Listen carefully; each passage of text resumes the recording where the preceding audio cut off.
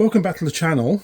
I've just hot-tailed it back from Telford, so that's about a 160 mile round trip to get this, and I've literally just walked through the door. I've put this on here, got the camera out and thought, right, let's get an immediate look at this, and this is a Philips VR2021 Video 2000 recorder. Now, I've had a few of these in my time, and most of them usually quite broken. This one came from eBay. It was dirt cheap, but it cost me about 35 quid in fuel to go and get it. It's got a few cosmetic marks, but it was really dirt cheap. It really was. It absolutely was dirt cheap. I think it came from an older gentleman's house. I've got no idea if it works. Let's try it. Let's plug it in and let's see what happens. First of all, let me just get a tape. So this is the type of tape it uses. If you're not familiar with this, it's a video format from the late 70s, early 2000s, pioneered by Philips. It's actually a reversible, so you can record on both sides, up to 4 hours each side. I think it even went to 8 hours each side in the long play version. Yeah, it's an interesting format. It uses piezoelectric video heads, and it doesn't really have a tracking control. It automatically tracks the actual tracks on the tape itself, so there's no tracking at all. This particular machine is one of the basic ones. There was the VR2020, which was the first one, then 2021, which was a few improvements. But then by the VR2022, it actually had rewind and fast forward with a beautiful picture. There was no real still bars or anything like that. You know, like it was a very clear crystal picture in pause and in fast forward and rewind. This is much more basic. I've got a couple of, or quite a few of these Video 2000 tapes still kicking around. I haven't had one of these machines in about 5 years, 4 years. I did have a couple, but I actually did throw them out because they were broken. They were properly screwed. But yeah, it's been a long time since I've had this type of Philips video recorder. I think the other ones were Grundig, and I bought them for like £20 each, and I just couldn't get them working. So it'd be very interesting to see what this happens to this. So, okay, let me think. Right, let's get the isolation transformer plugged in. Let's turn that on. I'm going to put it on load. I'm going to plug that in. And it uses that style of connector. I can't remember the name of it. I've just come out of a 4-hour drive, so my brain isn't exactly firing on all cylinders. So, power is in. Video recorder's plugged in, but not switched on. Isolation transformer is switched on. It's on load on that. 5.4 watts from the isolation transformer on that. Let's go for it. Might be a bang. We have something. I don't know whether you can see it. We have numbers on it. So I think I'm going to go to bypass. There we go. We have something there. It's on. Ooh. Now these things have a habit of just blowing their power supplies. So how long this lasts, I don't know.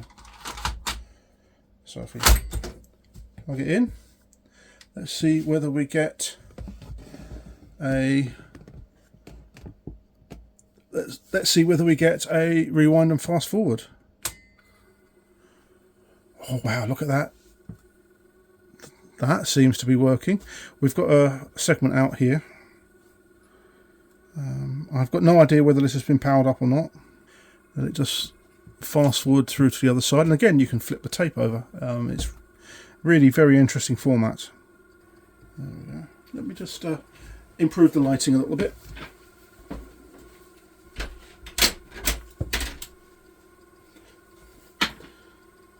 There we go. It's currently reducing down. There we go, that was a full wind of the tape forwards. So what we can do is eject, and we can wind on again.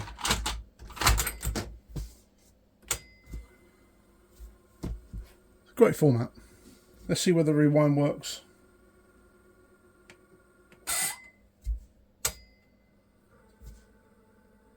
Yeah, we are getting rewind. That's good. So, okay, let me set this up on the television and see what we get. The video recorder's plugged into the TV, but it's not tuned in, and I cannot remember how you do a test card on this at all. So I think what I've got to do is I've actually got to press the play button.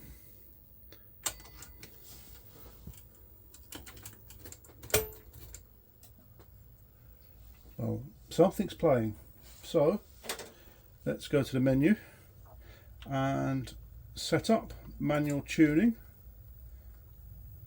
and let's see what we get.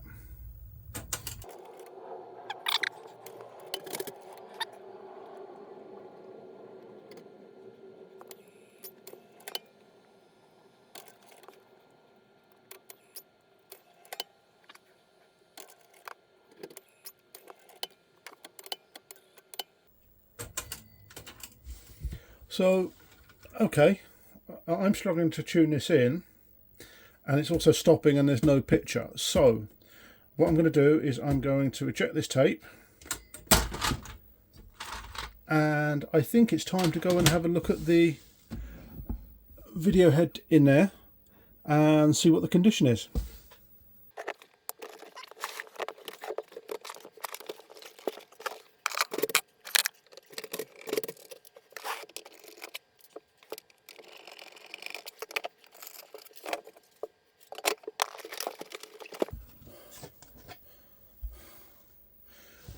That fell off, so that will need to be glued back on.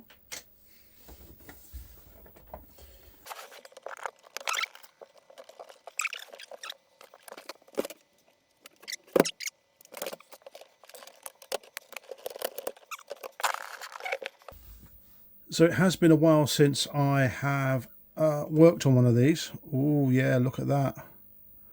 We've got some corrosion on that drum. Yep, so I think we're going to have to address that. Yeah, I've forgotten how to get into the damn thing. I think you took it out the bottom and then it all unclips. I can't remember. I'll get there in the end with it. I said it is what this is. 1981. This machine, September 1981. Markings there. So what I'm going to do is I'm just going to give this a video head a clean. We do have quite a bit of corrosion there, so I'm going to take the isopropanol and see what I can do with it. So all you need is a piece of paper. You tear off a square of some sort, just bigger than your thumb. I'll just move you that way, there we go. And then you can then put some isopropanol on it. So if I put some isopropanol on and just a dab, and then I can put it up against the drum and spin the head.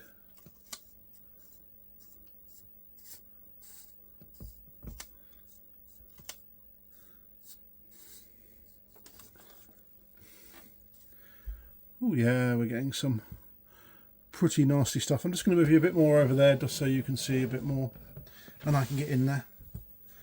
So I'm trying, there's actually quite a bit of corrosion. I'm just trying to clean it up a little bit. This drum might be screwed. Ooh. This drum might be screwed.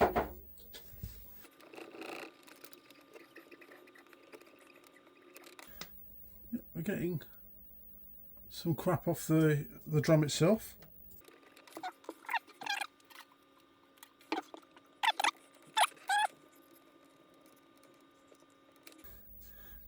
pretty bad. This drum is not happy. I can barely feel the video heads. Might mean they're quite badly worn.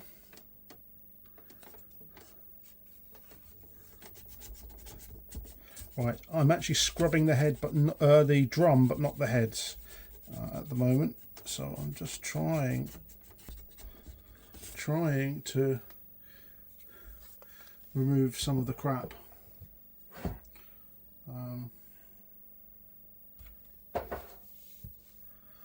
Also give the audio heads a little bit of a clean. This is a very quick and dirty thing.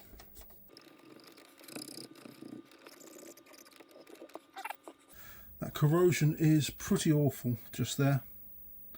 Now I have actually got video recorders with corroded heads working, and actually had them playing quite well. Didn't do much good to the tape, but it did actually work.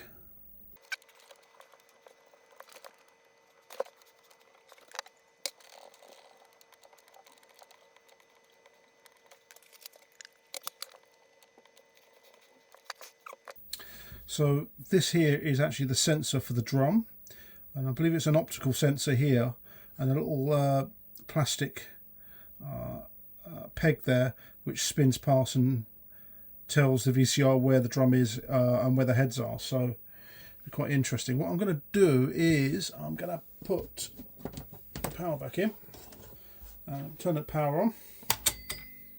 There we go.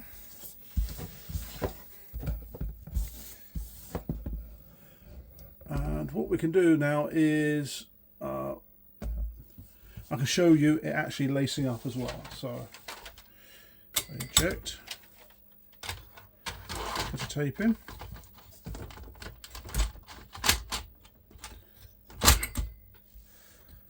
Let's see what happens when I press play. We might get something on the picture there. So let me just move it like that. There we go. Let's play.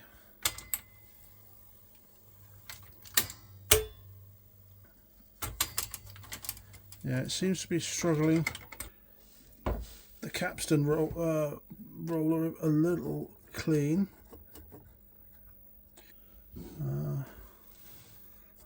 Let's eject tape. Let's see whether we can get the pinch roller itself. Yeah, we're getting a lot of crap off this. Oh, TV's gone off. It's gone into power save. So yeah, we're getting quite a bit of junk from the pinch roller and the capstan pin. So that capstan is very dirty. Okay, eject.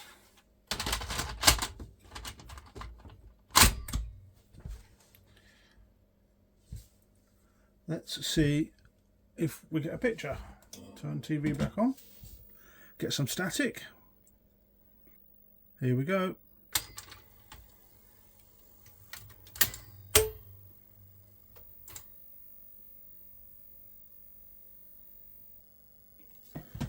We have a picture. Wow. And we even have sound. Let's see what sound we got. All right, good night.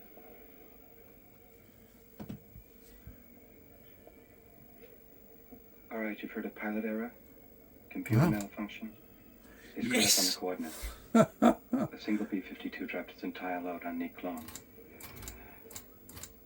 There's a homing beacon in the middle of the town. I can hear noises from it. How many casualties? You'll be briefed on that tomorrow. Every so often I hear little shunting noises, or very odd. Let's fast forward.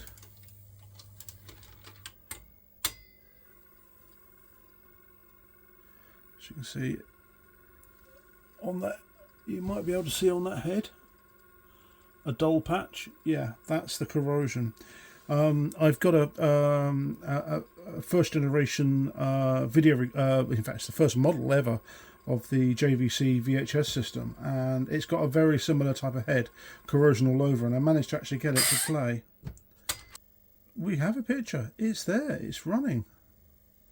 It's a bit shaky and a bit odd at the top. Don't know what this film is.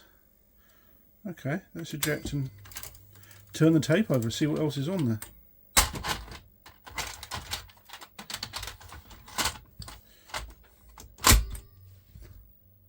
Rewind. So if this machine becomes stable, and so we've got a picture, we've got everything seems okay, I'm going to completely recap the whole machine. I'm not even going to bother. I've said there's various circuits in here I've got to be careful of, which I might refrain from recapping. But the power supply is going to get a full recap. So stop. Okay. Another film maybe. Got no idea what this is. No doubt YouTube Content Match will try and tell me. Looks like Bono from U2. Yeah, it looks like Bono. Weird. Alright. As I said, this has got no fast forward, no pause. When you want to stop, you can press play. Like that. There's no tracking whatsoever. It's automatically tracking that tape. There's no control pulses on it. Not in the usual sense for a video recorder. Oh, yep, there he goes. Singing away. Right, okay, I'm really pleased. This is, again, this has been a 4-hour round trip drive to get this machine. Because it was just so cheap. And yeah, okay, the fuel was about 35 quid. But yeah, it definitely was worth it. If the thing actually works. So, okay, let's try another tape. Bunch more tapes. I've got to be careful because one or two of these tapes look a bit suspect. The tape itself looks a bit weird. So, okay, let's put that in.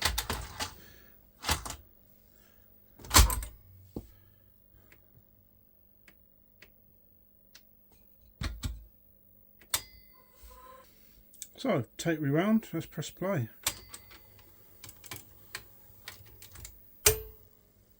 Some sort of advert from 1990s, 2000s, early 2000s by the looks of it.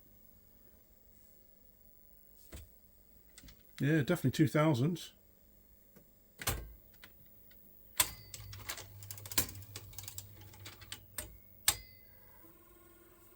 So that drum is starting to smooth out nicely. Don't know whether you can see there. So you've got a nice shiny patch, and then you've got this dark grey area, and that is corrosion of the aluminium. It's starting to smooth out. It will keep on corroding, but it's not affecting the tape, which is a good thing.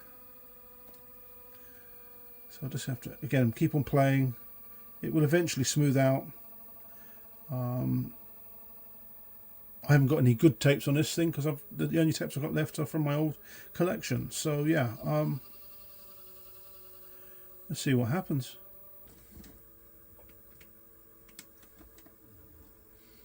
So I think the button, maybe there's a dodgy solder joint on the control panel.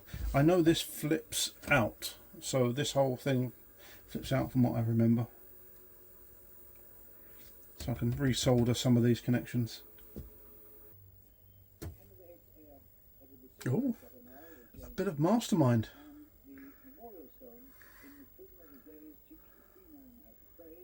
Oh wow, that's Fred Housego. That was what, 1982? So this must have been one of the very first early recordings. Wow. Okay, so this was a TV show called Mastermind in the UK. And Fred Housego was a cab driver who won it back then. and he was very good indeed. I remember as a Fred Housego. We're having problems. Come on, lock in. Yeah. Yeah, London Cabby Fred Housego. So this is 40 years old, this recording. Dead impressed. It doesn't look too bad either. It's a bit soft, but yeah, wow.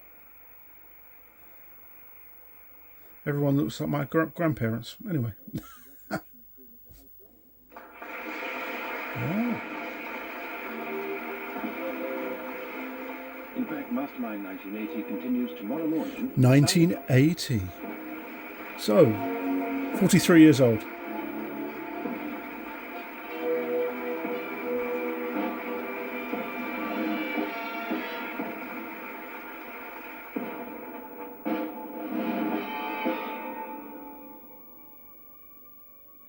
So I have some more tapes here. Andrew and Sarah, that might be the wedding of... Oh, here we go. So we've got this tape here, VCC 360. So 2 times 180 minutes, so that's 2 times 3 hours. We've got Andrew and Sarah, and that's probably the marriage of Prince Andrew and Sarah Ferguson. So, and that sort of dates it to 1986. Sound of Music. So if I fast forward it to the start of...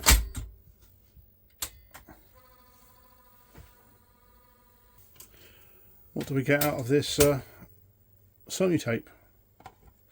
Yes, I was right. It's the a 1986 recording of Prince Andrew and Sarah Ferguson. The Marriage Made in Hell. Look at that. God, they look so young. Let's see what we get. Discovered to his delight. But you're flying this. I think it's very important that you should learn to fly. I mean, it's something that you want to do, and I fully support it. I think it's a very good idea. Well, absolutely. If you're going, then I can at least be able to be part of your career, which is very important. Well, I want to be part of your Have you seen career. that ship going in? What's that one? That is HMS Bristol, I think.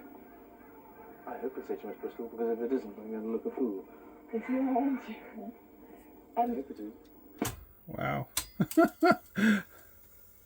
If the royal family, as George VI, So this must have been the ITV here in the UK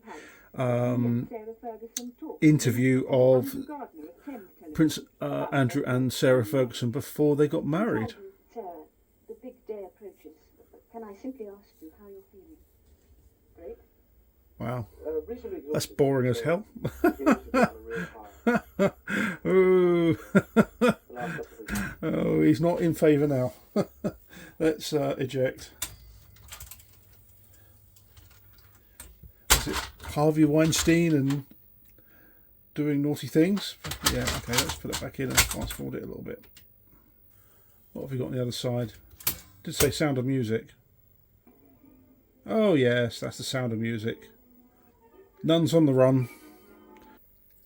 I think that sort of proves that this thing works. It needs work. Let's just eject that. Yeah, it definitely needs work. The video drum is okay. We're getting a reasonably good picture out of it. We've got corrosion on the drum. So water has got in there at some point on this drum. But I do need to go through the whole mechanism and give it a good clean. We've got rewind button that stopped working. It was working, but then it stopped. We've got that counter there, which isn't working properly. Yeah, I'm really quite pleased with this. This is not bad. It's not bad. These things are relatively delicate. Every one of these I had always needed lots of attention or blew up its power supply spectacularly. So I think we're going to do the power supply very soon. very, very, very soon. So that's going to be on the next video. Then do the cleanup of the mechanism and the drum and everything, and then also sort out all the control panel on here. I would like to see if I can get it to record at some point as well. So actually feed an RF signal into it, get it to tune, which I don't know how to do the tuner on this. Yeah, so I've never actually used the timer on this or the tuner or anything like that. So I always tend to just play back the tapes I had. But it'd really be interesting to sort of actually put some content in from DVD and seeing how good the quality is. But that would be very interesting. So, okay, well, thanks for watching. Look out for the next few videos on this machine. I think it's going to be really, really interesting to actually get this up and running and seeing how well we do with it. Yeah. See you on the next video.